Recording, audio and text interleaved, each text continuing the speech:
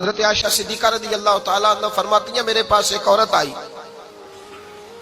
تو میں نے اس کے ساتھ دو بیٹیاں تھی اس کی، میرے پاس 3 کھجوریں تھی، میں نے اس بی بی کو دے دی، 2 بیٹیاں تھی۔ اس عورت نے کیا کیا، میں دیکھ رہی تھی، ماں تھی نا اور بیٹیوں کی ماں تھی، اس نے پہلے ایک کھجور دونوں بیٹیوں کے منہ میں ڈالی اور پھر جو کھجور اس کے پاس بچ گئی میرا خیال تھا یہ کھائے گی، لیکن اس ماں نے اس کھجور کے 2 ٹکڑے کیے اور وہ بھی اپنی بیٹیوں کے منہ میں ڈالے۔ حضرت عائشہ صدیقہ فرماتی ہیں اس کا عمل اتنا حسین تھا،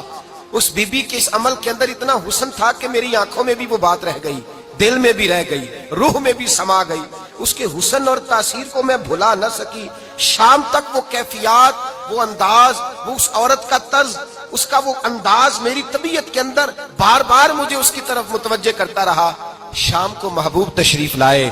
نبی کریم صلی اللہ علیہ وسلم شام کو جب تشریف لائے تو حبیب پاک علیہ السلام کو میں نے بتلایا، میں نے کہا حضور بی بی آئی تھی، اس کا چہرہ بتا رہا تھا کہ بھوکی ہے، لگ رہا تھا کئی دنوں سے کھانا نہیں کھایا، 3 کھجوریں تھی ہی میرے پاس 3، 2 بیٹیوں کو دے دی، وہ کھا سکتی تھی، لیکن یا رسول اللہ صلی اللہ علیہ وسلم اس نے کھائی نہیں، وہ بھی کھجور 2 ٹکڑے کر کے بیٹیوں میں بانٹ دی ہے۔ حضرت عائشہ کہتی ہے دیر تک حضور میری بات کو سنتے رہے، دیر تک میری طرف دیکھتے رہے، اس تصور کو، بیٹی کے پیار کے اس ذائقے دیر تک محبوب محسوس کرتے رہے، اور پھر فرمایا عائشہ جو دنیا میں بیٹیوں کی وجہ سے آزمایا جائے گا، جب قیامت کا دن آئے گا تو رب اس سے حساب نہیں لے گا، بے حساب ہی جنت میں داخل فرما دے گا۔ اللہ پھر اس سے حساب نہیں لے گا جو بیٹی کے سبب سے آزمایا جائے۔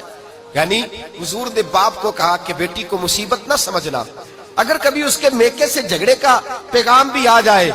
اگر کبھی دوبارہ تجھے اس کی طرف پلٹ کر جانا بھی پڑے، میرے نبی پاک صلی اللہ علیہ وسلم سے کسی صحابی نے کہا تھا یا رسول اللہ بہترین صدقہ کون سا ہے؟ حضور بہترین صدقہ کون سا ہے؟ وہ میرا مال جو اللہ کے راستے میں خیرات کروں تو رب مجھے زیادہ اجر عطا کرے، وہ کون سا ہے؟ تو میرے نبی پاک نے فرمایا اگر تیری بیٹی واپس لوٹ آئی طلاق کی وجہ سے یا بیوہ ہو کر واپس آ گئی اور تجھے اس لوٹنے والی بیٹی پر کچھ خرچ کرنا پڑا تو تیرے رسول کا وعدہ یہ ہے کہ اللہ تجھے اس روپے پر سب سے زیادہ اجر عطا فرمائے گا، اس پیسے پر اللہ تجھے سب سے زیادہ۔ انہیں بوجھ نہ جاننا، ان کی آزمائشوں پہ پریشان نہ ہونا۔ اگر کبھی بیٹی کا پیغام آ جائے کہ اس کو پھر سے یہ تکلیف ہوئی ہے، باپ سمجھنے لگا تھا کہ میں تو فارغ ہو گیا، نکاح کر کے میں فارغ ہو گیا، پھر اگر کبھی اسے پیغام آئے تو میرے مصطفیٰ کریم نے فرمایا وہ پریشان نہ ہو، وہ دکھی نہ ہو، بلکہ جو بیٹی کی وجہ سے آزمایا جائے گا اس سے تو حساب ہی نہیں لیا جائے گا، اللہ بغیر حساب ہی جنت عطا فرما دے گا۔ اتنا بڑا مقام، اتنی بڑی عظمت اور فضیلت اللہ کے رسول نے بیٹیوں کے ماں باپ کو عطا فرمائی۔